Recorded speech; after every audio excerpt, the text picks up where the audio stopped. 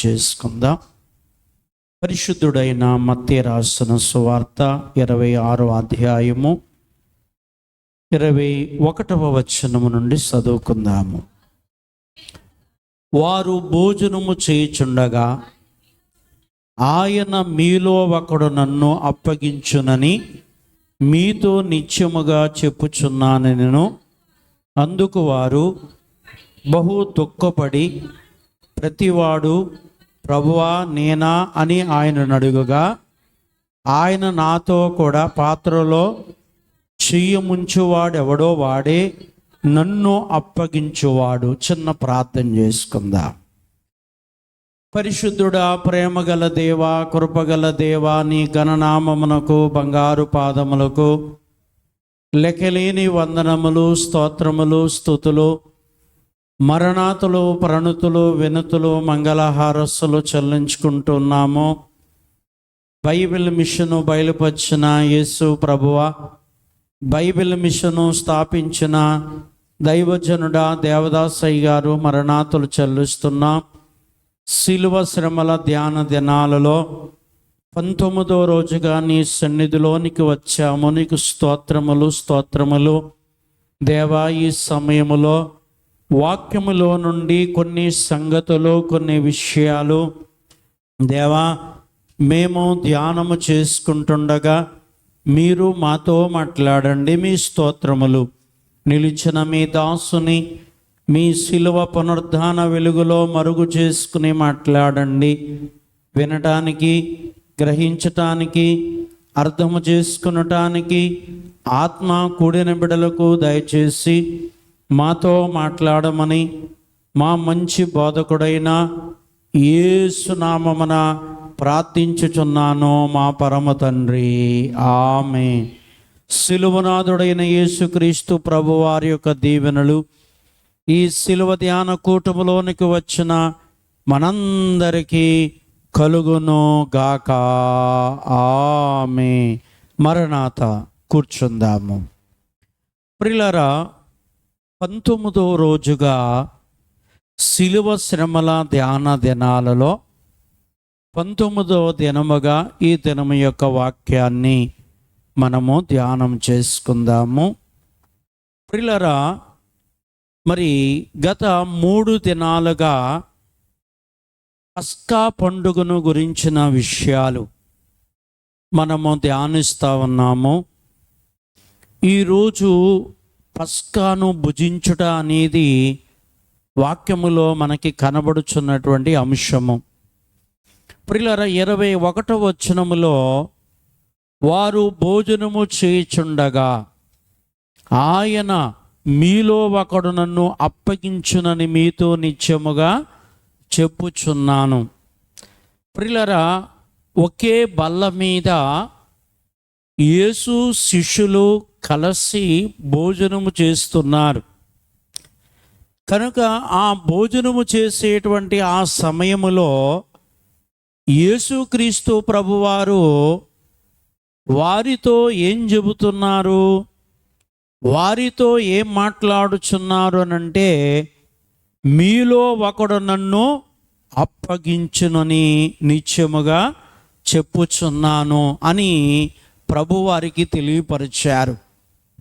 ప్రియులారా, కాబట్టి అందులో అప్పగించేవాడు మౌనంగా ఉన్నాడు. ప్రియులారా, అప్పగించేవాడు ఏం చేయట్లేదంటే మాట్లాడలేదు. కానీ మిగతా వారికి ఏం కలిగింది? అక్కడ బాధ కలిగింది. ఏం కలిగిందటండి? బాధ కలిగింది. ప్రియులారా, ప్రభువు ఈ మాట, మీలో ఒకడు అని మాట 12గురిని అన్నారు. ఎంతమందిని అన్నారు? 12గురిలో ఒకడన్నారంటే ఒకని గురించి అనలేదు ప్రభు. అక్కడ ఈ 12గురిలో ఒకరంటే ఆ ఒక్కడికి ఎలాగున్నా మిగతా 11 మందికి ఏం కలిగింది? అక్కడ మనస్సులో చాలా వేదన, బాధ కలిగింది. అక్కడ సందర్భము కూడా ఎలాంటి సందర్భము అనంటే భోజనము చేసే సందర్భము. ప్రియులారా, ఆ భోజనం చేసే సమయములో మీలో ఒకడు నన్ను మరణానికి అప్పగిస్తున్నాడు, చంపటానికి అప్పగిస్తున్నాడు, సావుకు అప్పగిస్తున్నాడు అనేసరికి బహుశా ప్రియులరా చాలా వేదన, ప్రియులరా చాలా బాధ, చాలా దుఃఖము, కడుపు కోత అన్నట్లుగా నేరము చెయ్యలేని వారికి ఆ వేదన ఉంటుంది. నేరము చేసేవారికి వారు ఏమై ఉంటారు ఎక్కడ అంటే మౌనమై ఉంటారు. ప్రియులరా, ఈ భోజనము చేసే ఈ సందర్భంలో మీలో ఒకడు నన్ను అప్పగించునని మీతో నిశ్చయముగా చెప్పుచున్నాను అన్నప్పుడు అందుకు వారు బహుగా దుఃఖపడి, ఏంటంటండి, వారు బహుగా దుఃఖపడి, వారిలో ఏమొచ్చింది? ఇప్పుడు దుఃఖం వచ్చింది.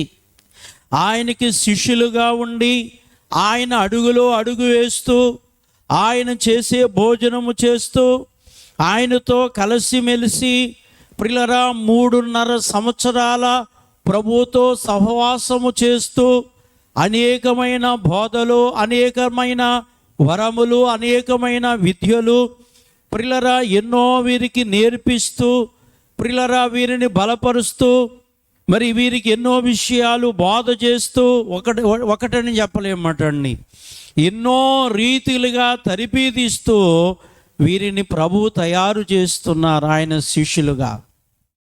ఆయన తర్వాత బలమైన సేవ, బలమైన పని, బలమైనటువంటి సువార్త ప్రియులరా వారు జరిగించవలసిన వారై ఉన్నారని ప్రభు వారిని ఆ రీతిగా సిద్ధపరిచేటువంటి ఆ సమయములో, వీరితో కలిసి భోజనం చేసే ఆ సమయములో ప్రభు అంటారు, ప్రియులరా అందుకు వారు బహుగా దుఃఖపడి, వారిలో ఏం కలిగిందట?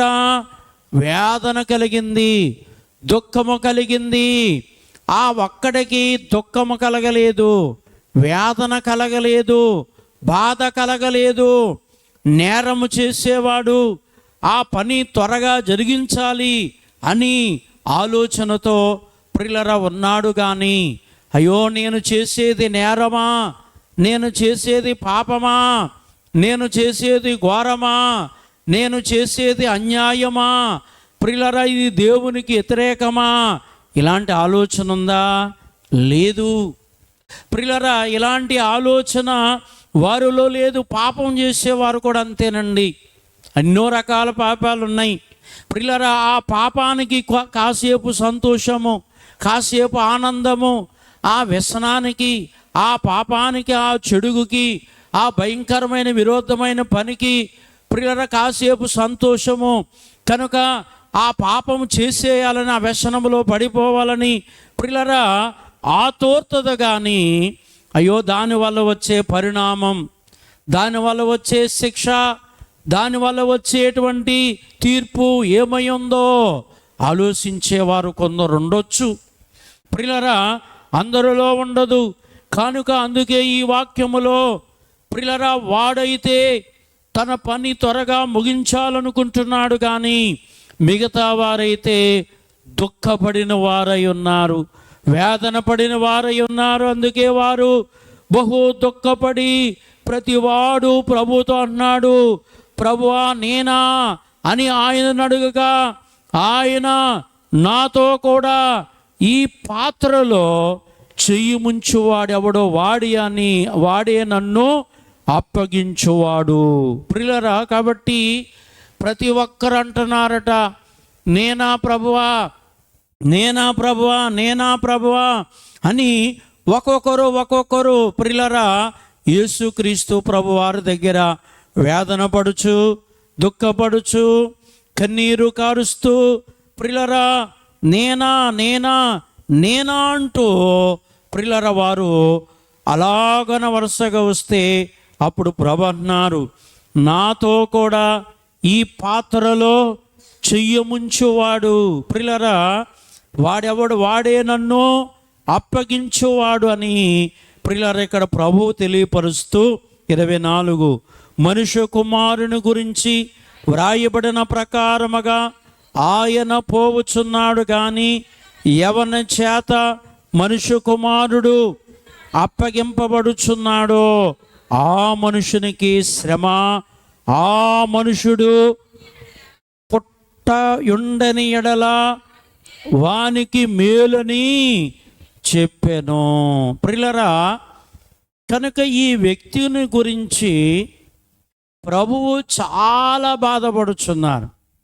ఆయన శిలువ మరణమును గురించి బాధపడలేదు, ఆయన శ్రమలను గురించి బాధపడలేదు.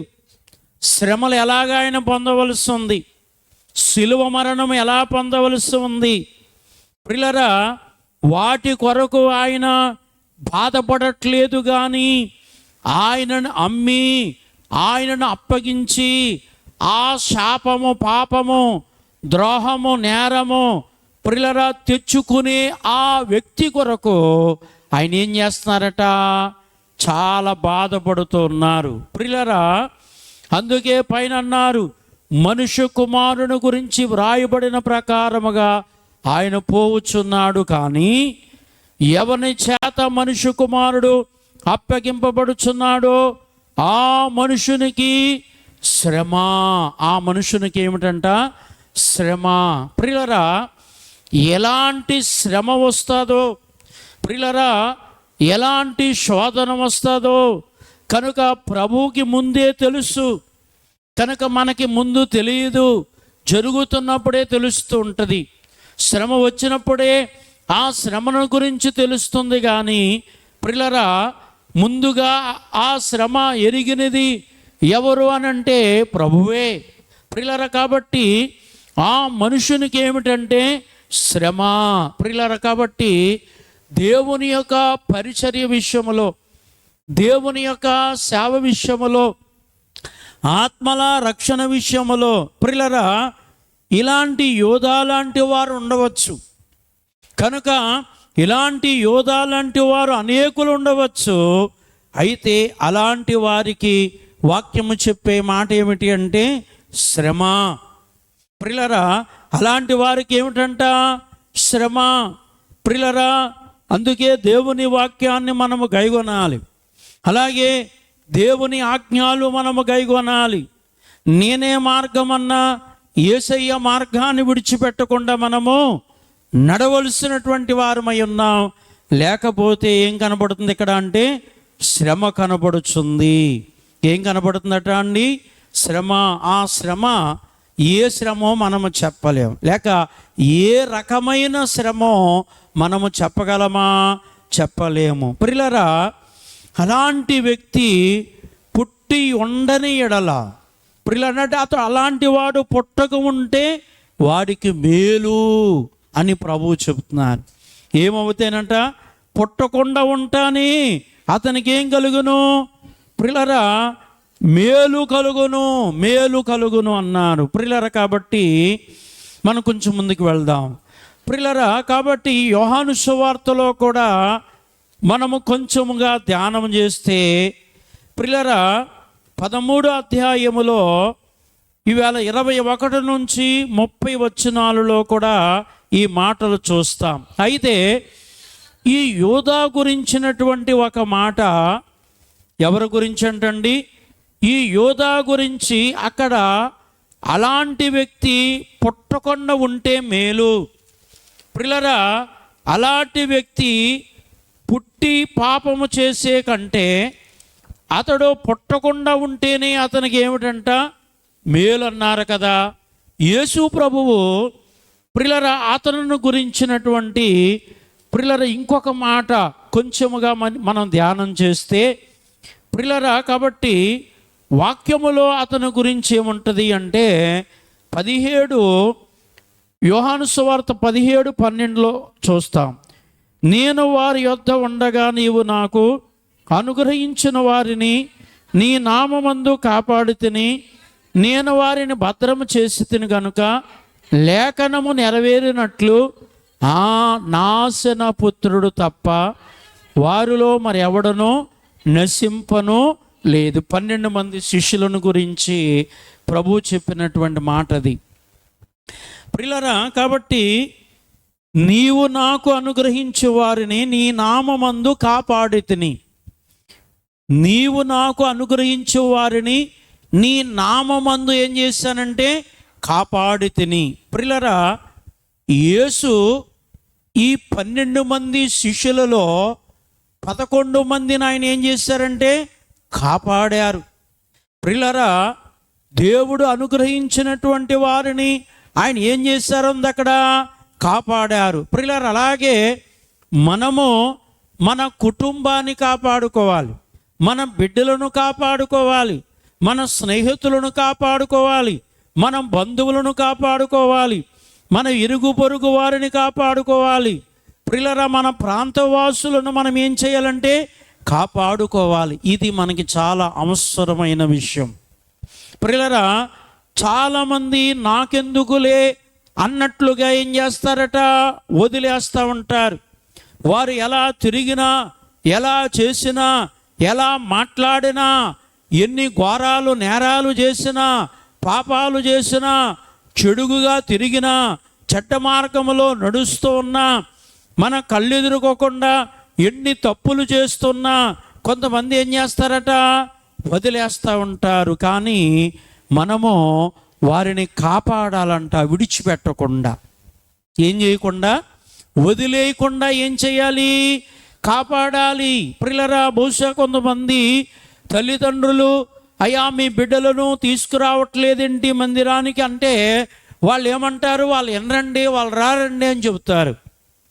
కాపాడవలసిన బాధ్యత మీకు ఉంది కదా, రక్షించవలసిన బాధ్యత మీకు ఉంది కదా, నడిపించవలసినటువంటి బాధ్యత మీకు ఉంది కదా. ఒక్కసారైనా వారికి చెప్పారా? ఒక్కసారైనా నడిపించడానికి ప్రయత్నాలు చేశారా? ప్రియులారా, ఇది మనకు చాలా అవసరమైనటువంటి మాట. అందుకే యేసు ప్రభు యొక్క శిష్యులంటే యేసు ప్రభు వారికి పిల్లలైనటువంటి వారు. వాళ్ళు ఆయన శిష్యులంటే ఆయన పిల్లలు, ఆయన తండ్రి, ఆయన గురువు, దైవం అంటే దేవుడు ఆ వారికి. ప్రియులారా, కాబట్టి అందుకే ఇక్కడ అన్నారు, నీవు నాకు ఇచ్చిన వారిని నేను కాపాడాను. ప్రియులారా, కానీ ప్రియులారా, ఇక్కడ లేఖనము నెరవేరునట్లు, లేఖనం ఏమవ్వాల్సి ఉందంట, జరగవలసి ఉంది. జరగవలసి ఉంది కాబట్టి నాశనపుత్రుడు తప్ప మరి ఎవరు నశింపలేదు. ప్రియులారా, నాశనం అంటే అగ్నిగుండము, అగాధము, బగబగా మండుచున్నటువంటి ఆ నరకము.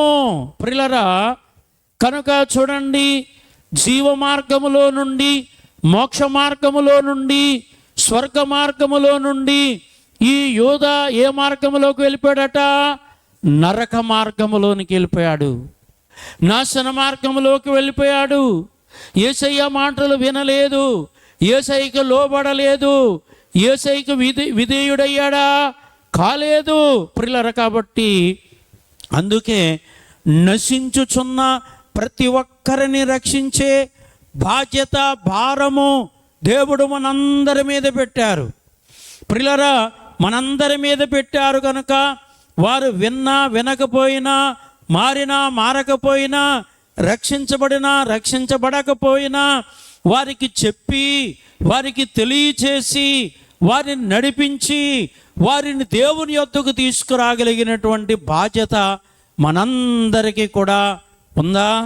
ఉంది. తల్లిదండ్రులుగా, స్నేహితులుగా, బంధువులుగా, ఇరుగు పొరుగు వారుగా, మన సహోదరులు మేలు కోరేవారంగా ప్రియులారా, మనము చెప్పవలసినటువంటి ఎన్నో బాధ్యతలు మన మీద ఉన్నాయి. అందుచేతనే మనము వారికి ఏం చేయాలి, తెలియచేయాలి. ఎందుకంటే ఈ నాశనపుత్రుడు వలె ఏం కాకుండా, నాశనం అవ్వకుండా. అక్కడేమో అలాంటి వాడు పుట్టకుండే మేలు అన్నారు ప్రభువారు, ఇక్కడేమో నాశనపుత్రుడు అన్నారు. ప్రియులారా, ఏమంటున్నారు ఇక్కడ, నాశన పుత్రుడు. ప్రియులారా, అందుచేతనే మిగతా వారు దుఃఖపడ్డారు. యేసు ప్రభు వాడు అమ్మి అప్పగించినందుకు బాధపడలేదు.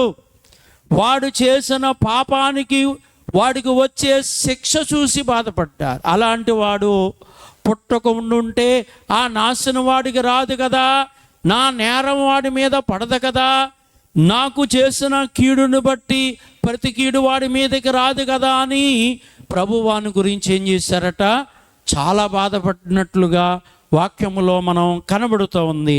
ప్రియులారా, ఈ యోహాను సువార్త 13:21 వచనాలలో కూడా ఈరోజు పాఠములో ఈ మాటలు కూడా చూడండి. యేసు ఈ మాటలు పలికిన తరువాత ఆత్మలో కలవరపడి, మీలో ఒకడు నన్ను అప్పగించునని మీతో నిత్యముగా చెప్పుచున్నాను రుడిగా చెప్పాను. ప్రియులారా, సూటిగా చెప్పనంటాం మనం, ఇక్కడ రూఢిగా చెప్పనని ఉంది. అంటే సూటిగా అంటే మనం సార్ అనుకున్నాం, మనం ఎదరో మాట వెనకలో మాట కాకుండా ఎదరే మాట. దేవదాసయ్య గారు కూడా పాటలు అంటారు, ముఖం ఎదుట అడిగి. ప్రియులారా, దాన్ని మనం సరి చేసుకోవాలని 58వ పాటలో ఏకాంత స్థలం అనే పాటలో వ్రాస్తారు అయ్యారు. ప్రియులారా, ఎదరో మాట వెనకాలో మాట చెప్పేవారు నరకానికి పోయేవారే. ఎందుకంటే మంచినేమో ఎదర పెడతారు, చెడుగునేమో వెనకాల పెడతారు. మీకు అర్థమైంది కదండి.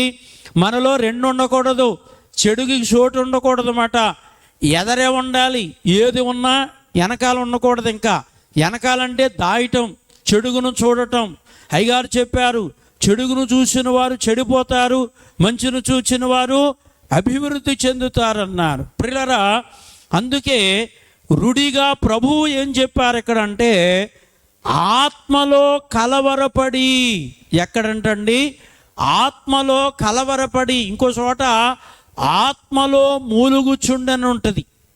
ఆత్మలు ఏం చేస్తున్నారంట? మూలుగుచున్నారని ఉంటుంది. ఇక్కడ ఏమనుంది? ఆత్మలో కలవరపడి.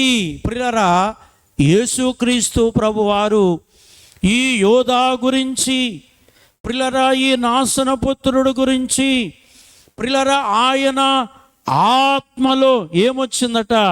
కలవరం వచ్చింది. కలవరపడి చెప్తున్నారు, మీలో ఒకడు నన్ను అప్పగించునని వారికి రుడిగా చెప్పాను. శిష్యుల మధ్యన కొంత సంభాషణ, ప్రియులారా, కొంత చరిత్ర ఇక్కడ జరిగింది. 22వ వచనము, ఆయన ఎవరిని గురించి ఇలాగును చెప్పెనో అని శిష్యులు సందేహపడుచు ఒకరి తట్టు ఒకరు చూచుకొనుచుండగా, ఆయన శిష్యులు యేసు ప్రేమించిన ఒకడు యేసు రొమ్మున ఆనుకొనుచుండెను గనుక ఎవరిని గురించి ఆయన చెప్పెనో అది తమకు చెప్పమని సీమోను పేతురు అతనికి సైగు చేస్తున్న అతడు యేసు రొమ్మును ఆనుకొనుచు, ప్రభువా వాడెవడని ఆయనను అడిగెను.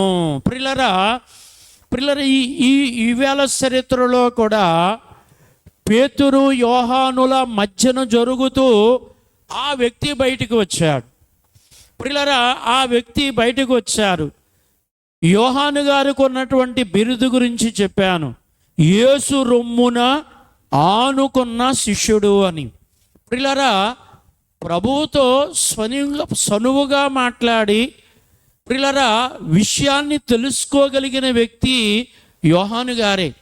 ప్రియులారా, అందుచేతనే వీళ్ళందరికీ ప్రియులారా తలమానికంగా, ప్రియులారా పెద్దగా పేతురు గారు ఉన్నా ధైర్యము చేసి యేసుని అడిగేవారు కాదు. ఆయన ధైర్యము చేసి యేసు దగ్గరికి వెళ్ళి తెలుసుకునేవారు కాదు. అక్కడ తెలుసుకునే పని యోహాను గారిదన్నమాట. ప్రియులారా, అందుచేతనే ఇక్కడ మరి ఆ వ్యక్తి ఎవరో తెలుసుకోవాలి కనుక అందుచేతనే చూడండి, ఇప్పుడు 12 మందికి ఆ నేరం వస్తుంది. 10 మందిలో ఒక దొంగోడు ఉన్నాడు అనుకోండి, 10 మందిని ఏమంటారు? దొంగలే అంటారు. ఎప్పుడు? దొంగోడు బయటకు వచ్చేదాకా. ప్రియులారా, ఈ 10 మందిలో 90 నీతిమంతులు, ఒకడు దొంగ. కానీ దొంగ ఎవడో తెలిసేదాకా ప్రియులారా ఆ 10 మంది ఏమవుతారు? దొంగలే అవుతారు కదండి. అందరు దృష్టిలో ఎంతమంది ఉంటారు దొంగలు? అక్కడ 10 మంది. కానీ దొంగతనం చేస్తుందో అక్కడే. ప్రియులారా, దొంగ బయటకు వచ్చిన తర్వాత, దొంగ తెలిసిన తర్వాత ప్రియులారా అప్పుడు మిగతా 90 ఏమవుతారు? నీతిమంతులు అవుతారు. ఒక్కడే దొంగ అవుతాడు. ఇప్పుడు చూడండి, 12 మంది నేరస్తుల లెక్క. ఈ 12 మంది యేసును అప్పగించేవారు లెక్కలో ఉన్నారు. ప్రియులారా, ఆ ఒక్కడు బయటకు వస్తేనే కానీ, ఆ ఒక్కడెవరో తెలిస్తేనే కానీ ప్రియులరా 11 మంది ప్రియులరా నీతిమంతులుగా, యథార్థవంతులుగా, నేరము లేని వారుగా ప్రియులరా ప్రభు ఎదుట నిర్దోషులుగా ఉండలేరు. ఆ ఒక్కడు ఏమవ్వాలి? బయటికి రావాలి, లేక తెలియచేయబడాలి. ఇదే ఆలోచన పేతురు గారిలో, యోహాను గారిలో వచ్చింది. ప్రియులరా ఆ వ్యక్తి ఎవరో తెలియాలి, ప్రియులరా ఆ వ్యక్తి ఎవరో తెలుసుకోవాలి అని పేతురు గారు యేసును అడగమని యోహాను గారితో చెబుతున్నారు. ప్రియులరా అందుచేతనే యోహాను గారు యేసుక్రీస్తు ప్రభువాన్ని అడిగారు. ప్రియులరా అడిగినప్పుడు ఇక్కడ 25 చూడండి. అతడు యేసు రొమ్మును ఆనుకొనుచు, ప్రభువా వాడు ఎవడని ఆయనను అడిగాను. యేసును యోహాను గారు ఏం చేశారంటే అడిగేశారు. ప్రియులరా ఆ వ్యక్తి ఎవరు? నిన్ను అమ్మేసి నిన్ను అప్పగించేటువంటి ఆ వ్యక్తి ఎవరు అని శిష్యుల్లో ఒకరైన యోహాను గారు కాస్త ధైర్యము చేసి ఎవరిని అడిగారు? యేసును అడిగేశారు. యేసును అడిగారు. ప్రియులరా ఎప్పుడైతే యేసును అడిగారో ప్రియులరా ఇక్కడ మరి యేసు ఏం చెప్పారు వాళ్ళకి? యేసు ఏమి తెలియపరిచారు? 26 అందుకు యేసు, నేను ఒక మొక్క ముంచి ఎవనికి ఇచ్చేదనో వాడి అని చెప్పి ఒక మొక్క ముంచి సీమోను కుమారుడగు ఇస్కరియోతు యోధాకిచ్చెను. ప్రియులరా చూడండి, యోధా ఇప్పుడు బయటకు వస్తున్నాడు. ఎలా బయటకు వస్తున్నాడు అంటే, వీరు పస్కా భోజనము తింటున్నారు, పస్కా భోజనములో ఉన్నారు. ఈ పస్కా భోజనమైన తర్వాత ప్రియులరా యేసు ప్రభువారు ఒక రొట్టె ద్రాక్షారసాన్ని రెడీ చేశారు. ఎందుకు అవి అంటే శిష్యులైనటువంటి వారికి ఇవ్వటానికి. ఇది నా శరీరము తినండి, ఇది నా రక్తము తాగండి అని చెప్పటానికి ఒక రొట్టెను ద్రాక్షారసాన్ని ఆయన ఏం చేశారంటే సిద్ధం చేశారు. అప్పటికి ఇంకా ఇది నా శరీరము తినండి, ఇది నా రక్తము తాగండి అని చెప్పలేదు. ప్రియులరా రేపు చెబుతారు ఆ మాట, ఈవేళ చెప్పలేదు. ఈవేళ విందులోనే ఉన్నది, విందులోనే ఉన్నారు, పస్కా విందులోనే ఉన్నారు వాళ్ళు. ప్రభు రక్తాలనే విందులో లేరు. ప్రియులరా అయితే ఆయన దగ్గర ఈ రొట్టె ద్రాక్షారసము రెడీగా ఉంది కాబట్టి ప్రియులరా దానిని రొట్టె అనకుండా ఒక రొట్టె ముక్కను ప్రియులరా ప్రభు తీసుకుని ఆ ద్రాక్షారసములో ముంచి, ప్రియులరా ఇక్కడ ఏమన్నారు అని అంటే మొక్క ముంచి ఎవరికి ఇస్తానో వారే అన్నారు కదా. ఇది ఈ రొట్టెను శరీరం అనలేదు, ఆ ద్రాక్షారసాన్ని నా రక్తమని ఇంకా అనలేదు, శరీర రక్తాలుగా ఇవ్వలేదు. శరీర రక్తాలుగా ఇచ్చేటప్పటికి యోధా లేడు, ఆల్రెడీ బయటికి వెళ్ళిపోయాడు. ప్రియులరా ఆ రొట్టెను ఆ మొక్క తీసుకుని ప్రియులరా ఆ ముంచిన మొక్క తీసుకున్న తర్వాత వెళ్ళిపోయాడు బయటికి. ఇక్కడ బాగా చూడండి ప్రియులరా, అందుకు యేసు ప్రభు వారు ఒక మొక్క ముంచి వానికి ఇచ్చారు. ప్రియులరా వానికి ఇచ్చినప్పుడు ఆ మొక్క తీసుకున్నాడు. 27 చూడండి. వాడు ఆ మొక్క పుచ్చుకోగానే సాతాను వానిలో ప్రవేశించెను. యేసు నీవు చేయుచున్న త్వరగా చేయమని వానితో చెప్పాను. ప్రియులరా ఈ రొట్టె ద్రాక్షారసములో ముంచి యోధాకి ఇచ్చినప్పటికీ యోధాలోకి ఎవరు వచ్చారండి? సాతానుడు వచ్చాడు. ఇదేంటి? ప్రభు రక్తాలు తీసుకుంటుంటే పరిశుద్ధాత్మ మనలోనికి రావాలి, దేవుని ఆత్మ మనలోనికి రావాలి, దైవాత్మ మనలోనికి రావాలి, దేవుని మహిమ మనలోనికి రావాలి కదా, దేవుని శక్తి చేత మనం నింపబడాలి కదా. ఈ యోధాకేంటి? ఆ రొట్టెను ఆ ముంచి ఇచ్చి ఇవ్వగానే, ఆ మొక్క ముంచి ఇవ్వగానే ఎవరు వచ్చారు? అప్పుడు ప్రభు రక్తాలు అనలేదు కదా. అన్నారా? అనలేదు. వారు అడిగారు, మాలు అప్పగించేవాడు ఎవడో మాకు తెలియాలని అడిగారు. అప్పుడు యేసు ప్రభు మర్మంగా ఏమన్నారంటే ఒక మొక్క ముంచిస్తాను వాడే అన్నారు. మిగతా 11 మందికి ఇచ్చారా మొక్క? ఇవ్వలేదు. యోధాకు ఒక్కడికి ఇచ్చారా మొక్క? ద్రాక్షారసములో ముంచినటువంటి రొట్టె ముక్క. ప్రియులారా, వాడు తీసుకోగానే వాళ్ళలోకి ఎవరు వచ్చేసారట? సాతానుడు వచ్చేసాడు. ప్రియులారా, సాతానుడు వచ్చేసాడు. వచ్చిన తర్వాత ప్రభు ఏమన్నారు ఇక్కడంటే, నీవు చేయుచున్నది త్వరగా చెయ్యి అన్నారు.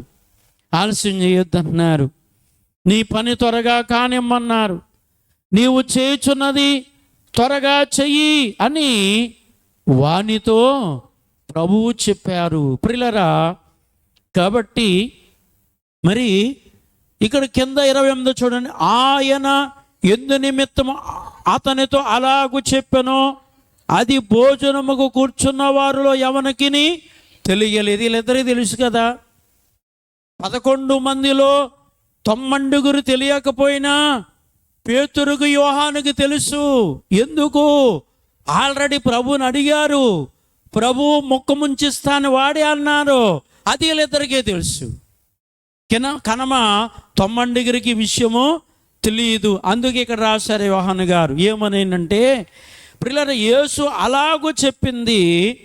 ప్రియులారా, ఆ భోజనానికి కూర్చున్న వారిలో ఎవరికి తెలియలేదు. ఇంకొక పెడార్థం వచ్చింది వారికి. ఆ పెడార్థం ఏమిటి అంటే 29, డబ్బు సంచి యోధా యొద్ద ఉండెను గనుక పండుగకు తమకు కావలసిన వాటిని కొనమని అయినను బీదలకు ఏమైనా ఇమ్మనైనను యేసు వానితో చెప్పినట్లు కొందరు అనుకునిరి. అందరూ కాదు కదా, కొందరు అనుకున్నారు. అందరు ఎందుకు అనుకోలేదంటే కొందరికి తెలిసింది ఆల్రెడీ. యేసు ఎప్పుడైతే ఆ భోజనము తినేటప్పుడు మీలో ఒకడు నన్ను అప్పగిస్తున్నాడని ప్రభు ఎప్పుడైతే చెప్పారో, అప్పుడు ఎప్పుడైతే వీరు వేదన పడ్డారో, దుఃఖపడ్డారో, ఏడ్చారో, కన్నీళ్లు కార్చారో, ప్రియులారా, దొంగకి సంతోషంగా ఉంది, నేరస్తుడికి ఆనందంగా ఉంది. ప్రియులారా, ఆ యొక్క భయంకరమైన దేవుని ఎదుట ఆ నేరము చేసేవాడికి ఏ బాధ లేదు. ఉందంటారమ్మా? బాధ లేదు. ప్రియులారా, సాధారణంగా మనం కూడా అంతే. కనుక గొప్ప తగిలిన వానికి నొప్పి తెలుస్తుందట. హాయిగా నడిచేవారికి తెలుస్తుందంటే ఆ నొప్పి తెలియదట. యేసును అమ్మేసి అప్పగించేవాడికి అసలు ఏ బాధ, సీకు, చింత లేదు. వాడు చాలా ఆనందంగా ఉన్నాడు. ఎందుకంటే ఆల్రెడీ డబ్బు తెచ్చేసుకున్నాడు అమ్మేసి. యేసును అమ్మేసి, ఒకరోజు పాఠంలో చదువుకున్నాం కదండి, యేసును అమ్మేసి 30 వెండి నాణ్యాలు తెచ్చుకున్నాడు. మరి ఇప్పుడు ఎలా ఉంటాడు? కలకల్లాడుతూ ఉన్నాడు. ముఖం కలకల్లాడుతుంది. మిగతా వారందరి మొఖాలేమో ఏడుపు మొఖాలు. మీకు అర్థమైంది కదండి. ఎందుకంటే ఆ నేరం మన అందరి మీద పడింది. ప్రియులారా, లేని నింద మన అందరి మీద పడిందని 11 మంది ఏమో ఏడుస్తున్నారు, 11 మంది ఏమో బాధపడుతున్నారు, 11 మంది ఏమో దుఃఖపడుతున్నారు. ప్రియులారా, ఒకరొకరు చూసుకుంటున్నారు మనలో వాడెవడా అని. కానీ వాడు మాత్రం ఏ సీకు లేదు, చింత లేదు, బాధ లేదు. వాడి ముఖం కలకల్లాడుతుంది. డబ్బు కూడా వాడి దగ్గరే ఉంది. ఆ డబ్బు ఇంకెక్కడే పెట్టలేదు, వాడి దగ్గరే ఉంది కనుక అప్పుడప్పుడు ఆ డబ్బులు తీసుకుని చూసుకుని ఏం చేస్తున్నాడు? మురుసుకుంటున్నాడు కదండి. కొంతమంది బంగారం ఉందనుకోండి, ఏం చేస్తారు? అప్పుడప్పుడు బీరువా తాళం తీసి బయటికి తీసుకుని అబ్బా అని భలే సంతోషిస్తూ ఆనందిస్తూ ఆ బంగారం చూసుకుంటూ ఉంటారు. ఇంకా కొంతమంది డబ్బులు ఉన్నాయనుకోండి కట్టలో, ప్రియులారు, అప్పుడప్పుడు బీరువా తాళం తీసి ఏం చేస్తారు? ఆ కట్టలన్నీ తీసి, ఇది 10 కట్టలు, 100 కట్ట, 500 కట్ట, 2000 కట్టలు ఇప్పుడు దొరకట్లేదులేండి ప్రియులారు అని చెప్పి ఏం చేస్తారు? మాట్లాడట్లేదే, ముడుచుకుంటూ ఉంటారు. పోయినప్పుడు ఏడుస్తారు కదండి. ఈ లోకంలో ఏది చూసినా అది స్థిరమేమీ కాదు. ఈవేళ బంగారం ఉంటుంది, రేపు పొద్దున ఉండదు.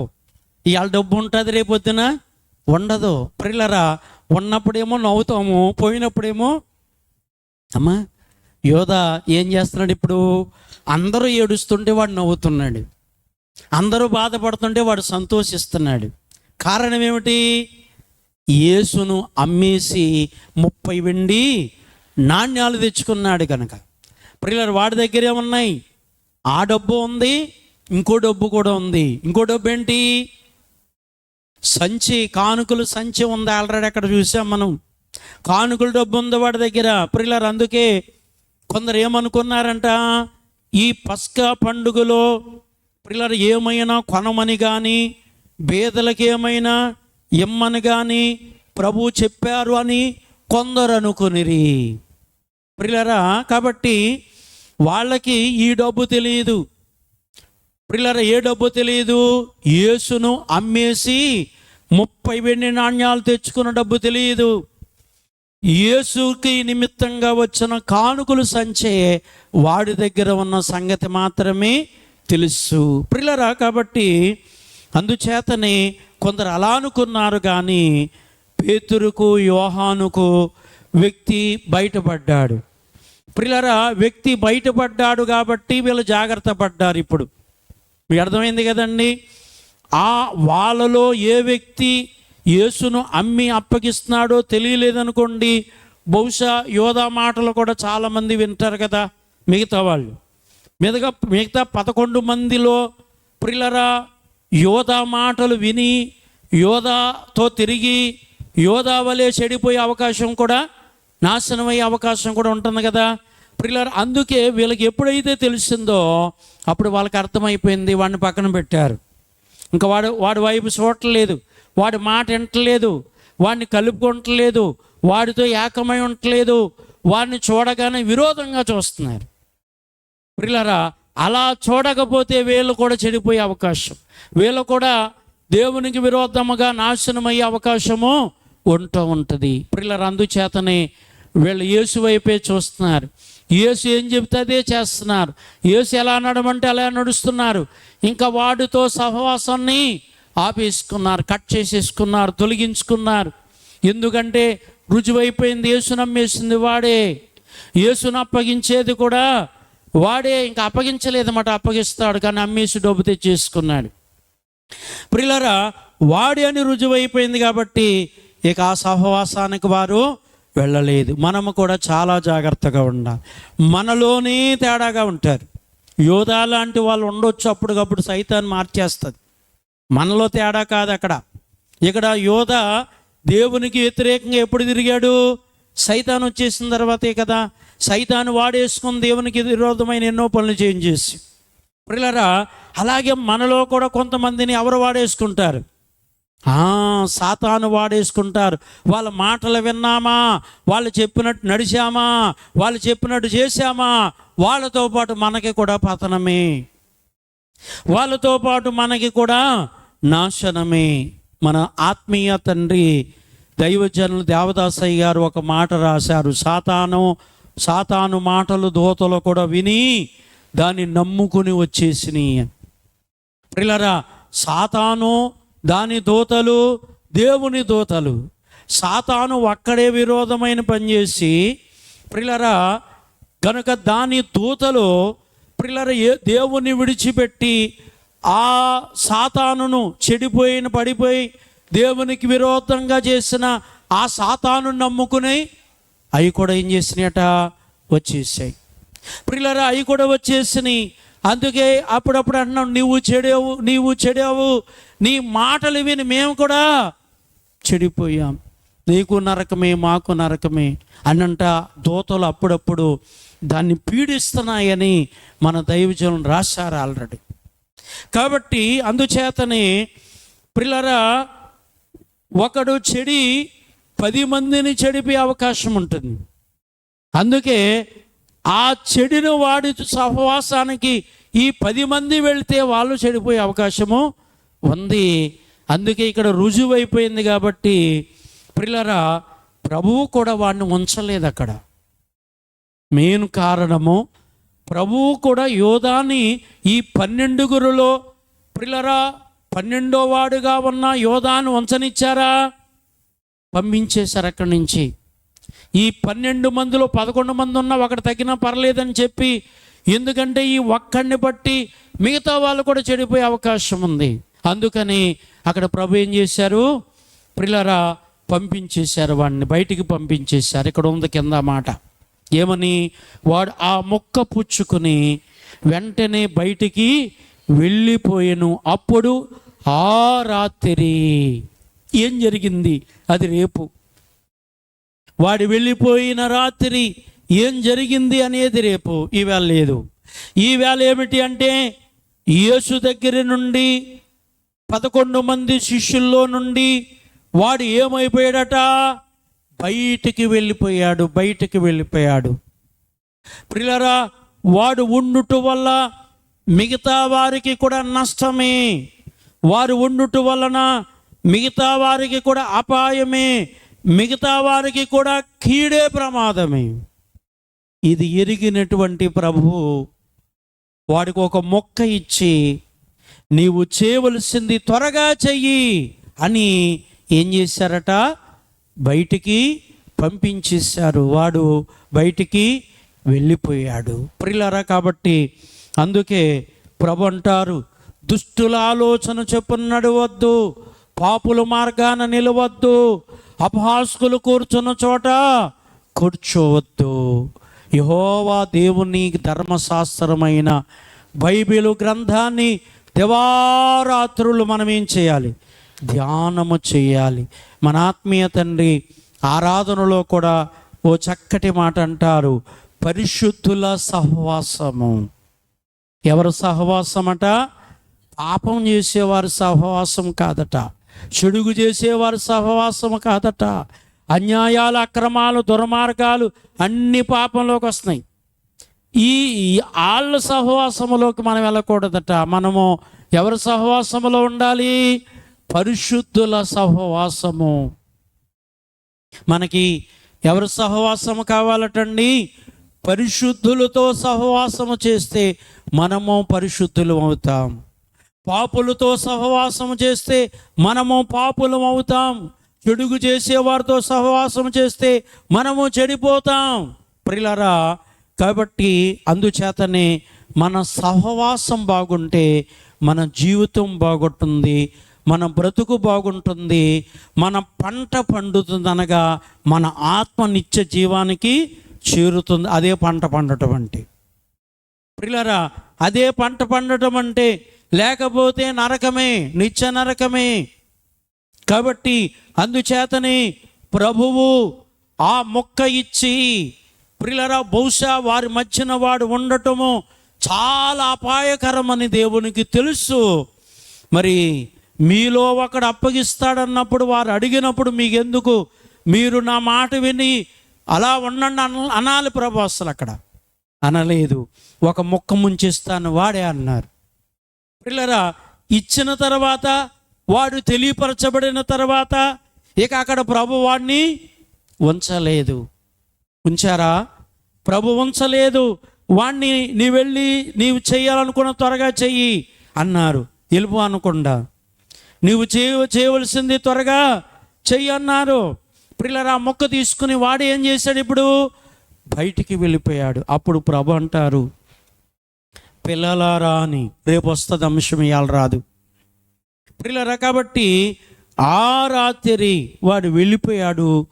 ప్రియులారా, యేసును నమ్మి యేసును అప్పగించడానికి వాడు వెళ్ళిపోయాడు. కనుక ఈవేళ పాఠములో ప్రియులారా, మనము సంఘములో ఉన్న, గృహములో ఉన్న, స్నేహితుల మధ్యన ఉన్న, ఎక్కడ ఉన్నా ప్రియులారా, ఒకరికి మేలు చేసేవారుగా, ఉపకారిగా ప్రియులారా ఉండాలి. కానీ గోతులు తవ్వే వాళ్ళుగా, ప్రియులారా కీడు చేసేవాళ్ళలాగా, హాని చేసేవాళ్ళలాగా, మరొకరికి నాశనం చేసేవాళ్ళలాగా, మరొకరికి కీడు కలిగేటట్టుగాను మనము ఎట్టి పరిస్థితుల్లో మనకు తెలిసినంత వరకు ఉండకూడదు. మనకు తెలిసినంత వరకు మరొకరికి ఉపకారమే మనం చేయాలి, మరొకరికి మేలే మనము చేయాలి. ఒక మేలైన మార్గములోనే నడిపించటానికి మనము ప్రయత్నం చేయాలి. అలా లేకపోతే రేపొద్దున్న మనతో పోదో ఆ పాపము, శాపము, దోషము, కీడు మనతో పోదో, మనల్ని పట్టి మన బిడ్డలను తరతరాలను పీడించి సర్వనాశనం చేసేస్తుంది. ఆ కీడు, ఆ శాపం, ఆ దోషము, ఆ భయంకర పరిస్థితి మన పిల్లలను తుడిచిపడేస్తుంది. అందుకే మనం ఏది చేసినా చాలా జాగ్రత్తగా చేయాలి. ఏది మాట్లాడినా చాలా జాగ్రత్తగా చేయాలి. మనము చేసే దాంట్లో, మాట్లాడే దాంట్లో నీతి ఉందా, అవినీతి ఉందా, మేలుందా, కీడుందా, ఉపకారం ఉందా, అపకారం ఉందా అని బాగా ఆలోచించాలి. మనం అలా ఆలోచించి చేయగలిగితేనే మనకి, మన బిడ్డలకు, తరతరాలకు దీవెన ఉంటుంది. ఇప్పుడు పాపము యోధాతో పాటు పోలేదు కదా, తరతరాల వరకు పీడించేస్తా ఉంది, తరతరాల వరకు నాశనం చేస్తానే ఉంది. ప్రియులారా, అదే పరిస్థితి మనకు కూడా వస్తుంది. రాకుండా ఉండాలంటే యేసును చూచి, ఆయన నిబంధనలు, ఆయన ఆజ్ఞలు, ఆయన శాసనాలు, 10 ఆజ్ఞలు, దైవ గ్రంథం ఏం చెబుతుంది, ఏం చేయమంటుంది, ఏం చేయొద్దంటుంది. బైబిల్లో 2 ఉన్నాయి. ఇది చెయ్యి, ఇది చేయకు అని క్లియర్గా చెబుతుంది. ప్రియులారా, చెయ్యమన్నదే మనము చేయాలి. ప్రభువు కూడా ఒకటే చెప్పారు, నా మార్గాన్ని నడవండి, అది జీవ మార్గం అని. ఎవరి మార్గం? యేసు ప్రభు వారి మార్గం. 11 మంది యేసు ప్రభు మార్గములో ఉన్నారు. ఆ ఒక్కడైన యోధ దుష్టుల మార్గములో ఉన్నాడు. దుష్టులు చెప్పినట్టు చేస్తున్నాడు, దుష్టులు చెప్పినట్టు నడుస్తున్నాడు, దుష్టులు చెప్పినట్లుగా జీవిస్తున్నాడు. మిగతా 11 మంది యేసు చెప్పినట్టు చేస్తున్నారు. ఎవరు చెప్పినట్టుగా? మరి మనం ఎవరు చెప్పినట్టు చేస్తున్నాం? ప్రియులారా, యోధ దుష్టులు, పాపులు వారి ఆలోచనలకు వెళ్ళి వాళ్ళు చెప్పినట్టు చేస్తున్నాడు. 11 మంది యేసు చెప్పినట్టు చేస్తున్నారు. రాత్రి వాక్యం వచ్చింది మనకి. ప్రభు అన్నారు, ఇదిగో మీకు 11 మందికి ఇదిగో సింహాసనాలు ఇస్తున్నాను, నా పక్కనే మీకు సింహాసనాలు ఉన్నాయి, వాటి మీద కూర్చుండి ఈ సకల ప్రజలకు మీరు ఏం చేస్తారు? తీర్పు తీరుస్తారు, రాజ్యం ఏళ్తారన్నారు. ఇలాంటి భాగ్యం ఇస్తున్నానన్నారు. మరి యోధాకుందా? లేదు. కాబట్టి అందుచేతనే మనము ఎవరి ఆలోచనలోకి వెళుతున్నాం, మన నడబడి ఎవరి మార్గంలో ఉంది, మన ఆలోచన ఎవరి మాటలు బట్టి ఏ చేస్తున్నాం మనం, ఇది ఒక్కసారి మనమందరము పరిశీలన చేసుకోవాలి. ఈ రాత్రి దేవుడు మనతో మాట్లాడుచున్న ఈ మాటలలో నీ మార్గము ఏ మార్గం? అది యేసయ్య మార్గమేనా? యేసయ్య దారేనా? ఎవరో చెప్పిన మాటలు బట్టో, ఎవరో చెప్పిన దారిలో నీవు నడుస్తున్నావా? నీవు పరిశీలన చేసుకో. అది కడక నాశన దారి. ప్రియులారా, మొదటి కీర్తనలో ఉంటుంది, దుష్టుల ఆలోచన చొప్పున నడిస్తేనంట అది నాశనానికి మార్గమని, అది నాశన దారిని ప్రియులారా అక్కడ రాయబడి ఉంది. కనుక యేసయ్య చెప్పినటువంటి దారిలో ఆయన కలిగిన మనము, ఆయన అంగీకరించిన మనము, రక్షణ కలిగినటువంటి మనము ప్రియులారా మన జీవితాలను, మన బ్రతుకులను మార్చేసుకుని మనలో యేసయ్యకి వ్యతిరేకంగా ఏదైతే ఉందో దాన్ని తీసి పారవేసుకుని పరిపూర్ణ హృదయముతో, మంచి మనసుతో, మంచి హృదయముతో, మంచి ఆత్మతో దేవుని మార్గములో జీవించాలి. దేవుని మార్గములో ప్రయాణము చేయాలి. దేవుని మార్గములో నడుచుకోవాలి. అదే జీవ మార్గము. ప్రియులారా, అలా మనం చేస్తే మన పిల్లల తరతరాలను దేవుడు ఆశీర్వదిస్తాడు, దేవుడు దీవిస్తాడు, గొప్ప దీవెనలు దేవుడు అనుగ్రహిస్తాడు. కాబట్టి అందుకే మనము చేయవలసింది ఏమిటి అంటే, ఇక్కడ ఆ 11 మంది దేవుని మాట విని, ఆ 11 మంది ప్రభు చెప్పిన మార్గములో, ప్రభు చెప్పిన పనులు ఎలాగున చేశారో మనం కూడా అలా చేద్దాం. ఈ మాటలు ప్రభు మన వినికుల్లో దీవించుగాక. చిన్న ప్రార్థన. దయగలిగిన మా తండ్రి, ప్రేమ కలిగిన ప్రభువా, కృప కలిగిన యేసు, నీకు వందనములు, నీకు స్తోత్రములు, నీకు స్తుతులు, నీకు మరణాతులు చెల్లిస్తున్నాను ప్రభువా, దేవా, యేసయ్య. మరి ఇంతవరకు ఈ 19వ రోజు యొక్క వాక్యమును కాసేపు మేము ధ్యానం చేశాం. ఈరోజు భోజనం పంక్తిని కూర్చున్నప్పుడు మీలో ఒకరు నన్ను అప్పగిస్తున్నాడన్నప్పుడు ఆ యోధ తప్ప మిగతా అందరూ ఏడ్చి దుఃఖపడి నేనా ప్రభువా, నేనా ప్రభువా అని అంగలార్చారు తండ్రి. మొత్తం మీద నిన్ను అప్పగించేవాడిని బయలుపరిచావు. వాడికో మొక్క ఇచ్చి ప్రభు నీవు చేయుచున్న త్వరగా చేయన్నప్పుడు వాడు బయటికి పోయాడు తండ్రి. మిగతా వారిని నేను కాపాడాను అంటున్నావు. మిగతా వారిలో ప్రభువా మరలా ఆ దుష్టుని యొక్క ఆలోచన రానకుండా, ఆ పాపము రానివ్వకుండా మిగతా వారిని కాపాడావు. నీ స్తుతులు స్తోత్రాలు. అలా మేము కూడా ఈ లోకంలో ఉన్నాం. లోకాన్ని, పాపాన్ని, చెడుగును అంటించుకోకుండా ఈ లోకములో ఉన్న మేము పరిశుద్ధుడు అయిన నీ వైపు చూసి పరిశుద్ధ జీవితాన్ని జీవించి ప్రభువా మహిమ భాగ్యము పొందుకునే ఆశీర్వాదాలు మాకిచ్చి ఈ వాక్యమాలందరిలో ఫలింప చేయమని శిలువనాథుడు యేసు నామమున ప్రార్థిస్తున్నాను పరమ తండ్రి. ఆమేన్.